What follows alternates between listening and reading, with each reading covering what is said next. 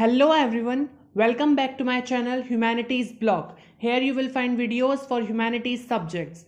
So this is the second part of this chapter which covers management and conservation of water.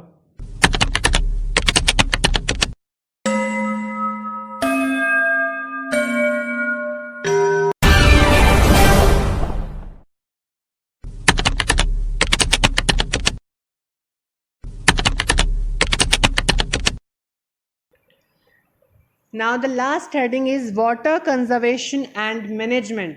अब क्योंकि हमारा water resources less available है, ज़्यादा utilisation होता है, डिटेरियोरेशन हो रहा है, तो हमें वाटर को मैनेज और कंजर्व करने की ज़रूरत है, हमारे खुद के लिए भी और हमारे आने वाले फ्यूचर जनरेशन्स के लिए भी. सो लेट्स सी वो कौन से तरीके हैं, मेजर्स हम अडॉप्ट कर सकते हैं जिनसे हम वाटर को कंजर्व एंड मैनेज कर सकते हैं, और कौन से प्रोग्राम्स इंडिया में ऑलरेडी शुरू किए जा चुके हैं.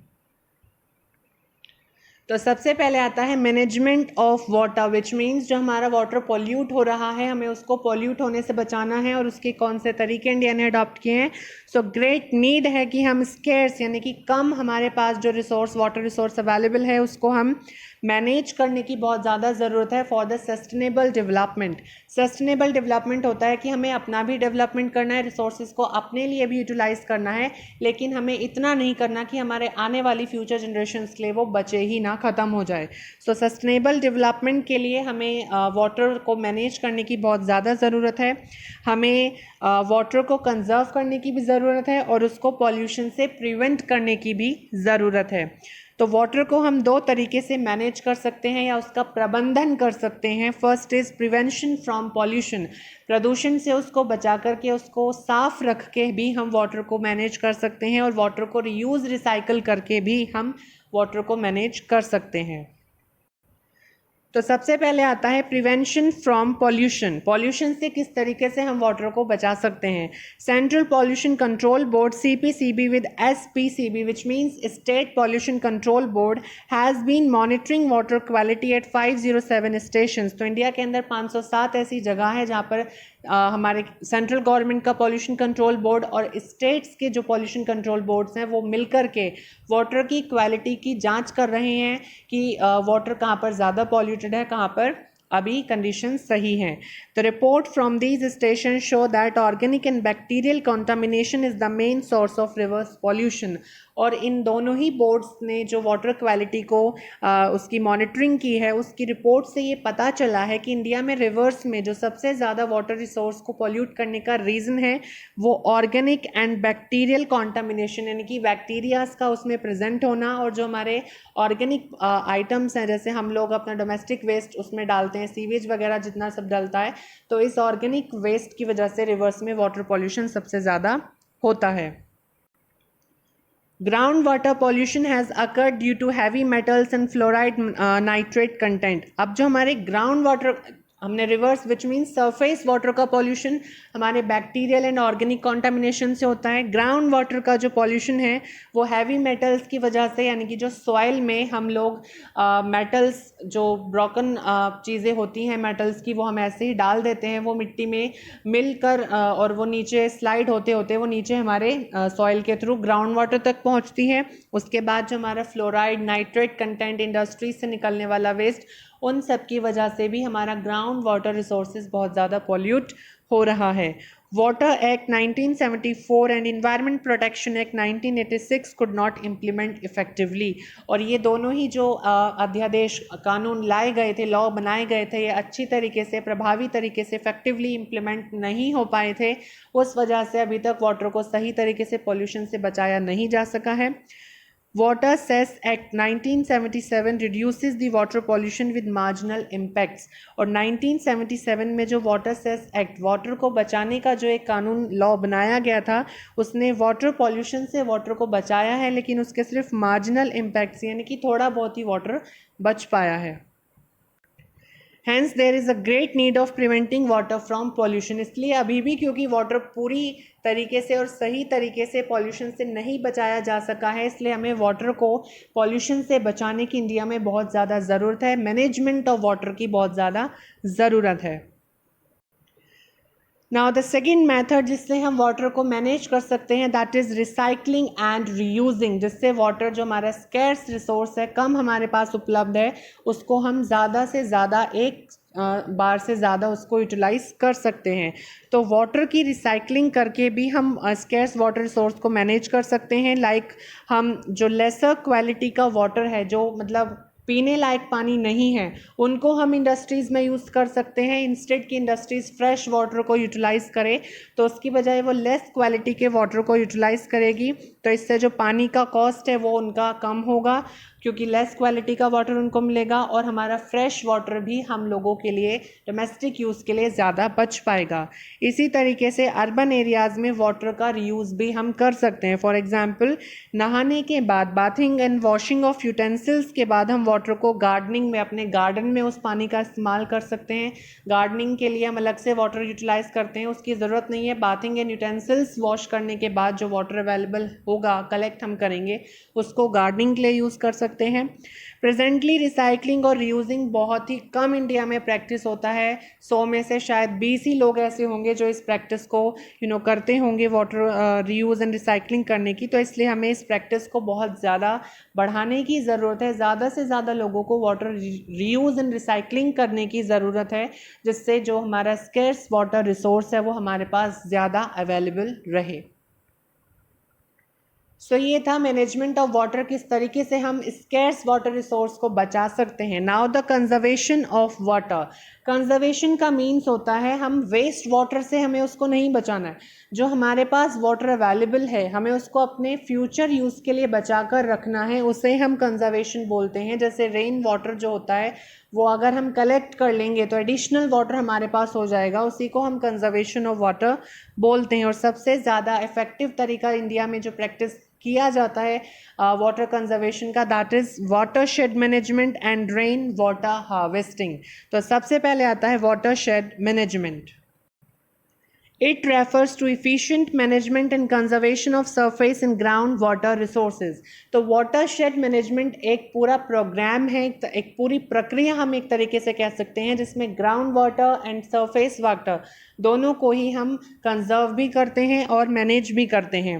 It involves prevention of run of and storage of ground water through percolation tanks etcetera.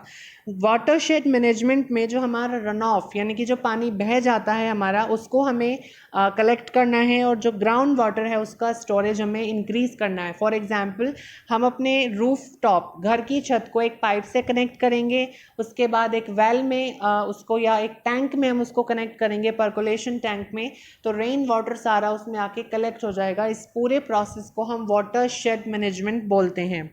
In broader sense, it includes conservation, regeneration and judicious use of all resources, natural and human.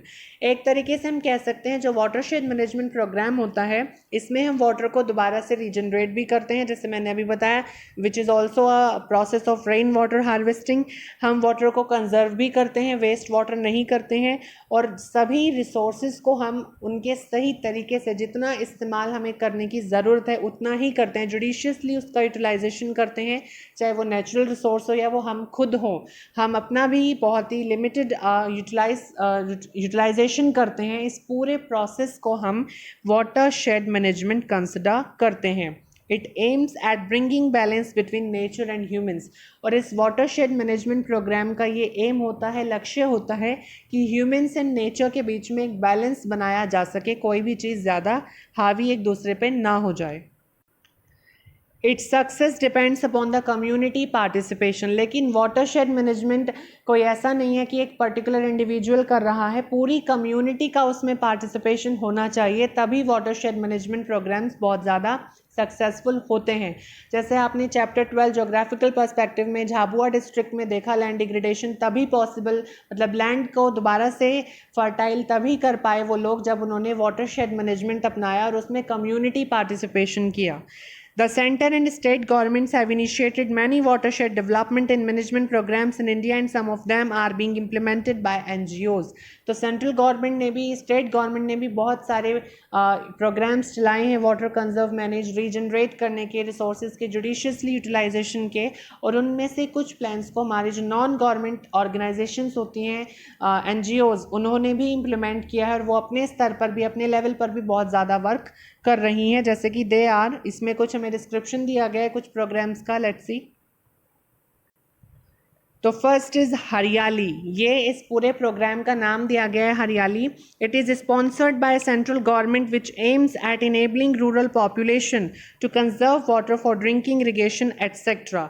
तो जो ये एक पूरा programme है, ये एक NGO ने चलाया जिसको फंड या स्पॉन्सर किया सेंट्रल गवर्नमेंट ने, जिसका एम था कि गांव के लोगों को, रूरल पॉपुलेशन को ये सिखाना कि वो ड्रिंकिंग के लिए, इरिगेशन के लिए वाटर को किस तरीके से कंजर्व कर सकते हैं। ये प्रोजेक्ट हमारा ग्राम पंचायत द्वारा लोगों के पार्टिसिपेशन के साथ चलाया गया है, जो पूरे ऑल ओवर द इंडिया है, जिसका नाम हरियाली रखा गया है। इसी के साथ आता है नीरू मीरू एंड अरवरी पानी संसद। अरवरी पानी संसद, तो नीरू मीरू जिसका मीन्स होता है water and you. Neeru means नीर, water, and you, Meeru is यानी कि यू, यानी कि हम। तो Neeru Meeru water and you program चलाया गया है, ये आंध्र प्रदेश में।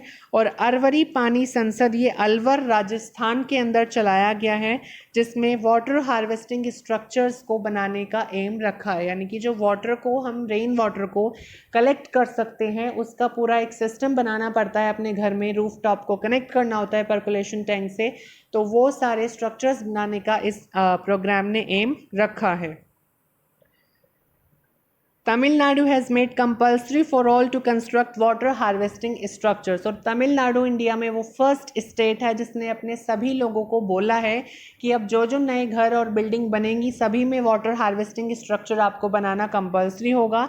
जैसे हम लोग कंपल्सरी अपने घरों में वॉशरूम्स बनाते हैं, ठीक इसी तरह एक वाटर हार्वेस्टिंग स्ट्रक्चर भी हमें बनाना होगा। और जो पहले से बने हुए घर, बिल्डिंग्स हैं, उनको भी ये सिस्टम डेवलप करने के लिए तमिलनाडु गवर्नमेंट ने कहा है। तो ये हमारा वाटर शेड मैनेजमेंट प्रोग्राम है, जिससे हम वाटर कंजर्वेशन कर सकते हैं। और इसमें सिर्फ वाटर कंजर्वेशन ही नहीं, बाकी और भी बहुत से प्रोसेसेस किए जाते हैं।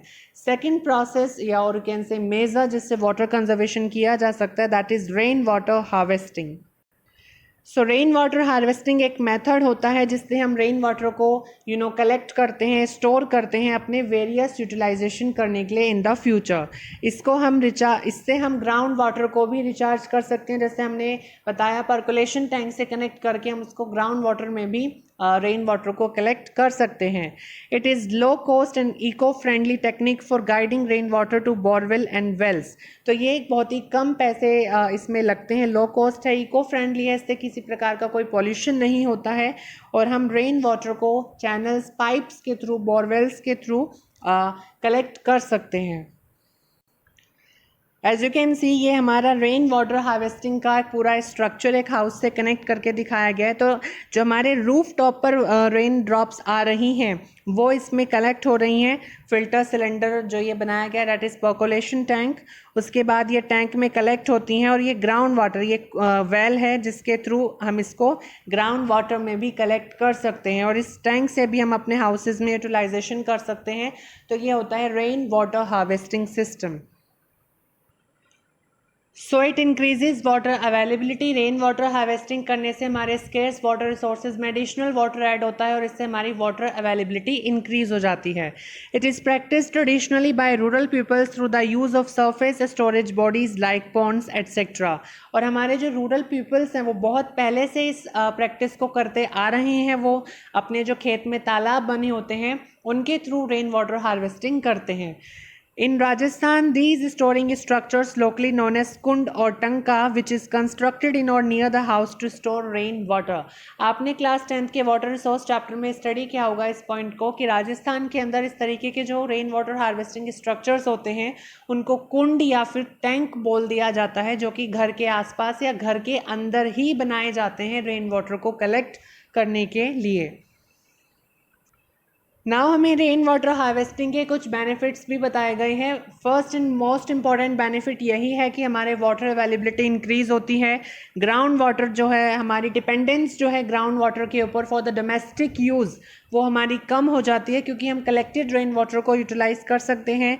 इसके अलावा it save energy to pump ground water, और जो हम इलेक्ट्रिसिटी यूटिलाइज़ करते हैं, एनर्जी का यूटिलाइजेशन होता है ग्राउंड वाटर पंप अप करने के लिए, वो भी हमारी बचती है। अर्बन एरियाज़ में स्पेशली बेनिफिट होता है रेन वाटर हार्वेस्टिंग से, क्योंकि जो वाटर के ऊपर डिमांड है, जो ऑलरेडी हमारा सप्लाई जिसकी already excess supply, means water की डिमांड उसकी सप्लाई से अर्बन एरियाज़ में बहुत ज़्यादा हाई है, तो उसको भी ये थोड़ा रिड्यूस करती है। It can be done at very low capital investment, और बहुत ही कम पैसे का निवेश करके, बहुत कम कॉस्ट में मनी को इन्वेस्ट करके भी हम इस प्रैक्टिस को कंजर्व स्टार्ट कर सकते हैं।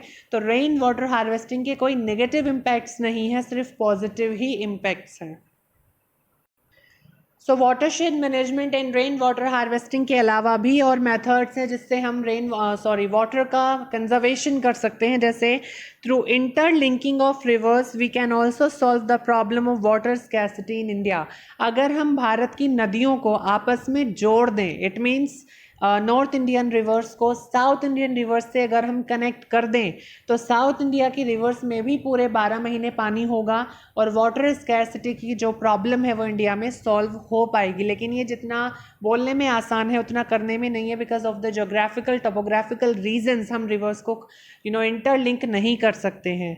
By promoting afforestation we can purify the water at certain level, और ज़्यादा से ज़्यादा पेड़ लगा करके हम वाटर की जो क्वालिटी है उसको इम्प्रूव कर सकते हैं, क्योंकि वो फॉरेस्ट मतलब एफॉरेस्टेशन होने से पेड़ पौधे ज़्यादा, जब हरियाली ज़्यादा होती है तो वाटर की क्वालिटी अपने आप वहाँ पर सुधरने लगती है। तो हमारे इस चैप्टर का जो थ्योरी पार्ट है विद इन द 4 हेडिंग्स वो यहाँ पर हो जाता है कंप्लीट।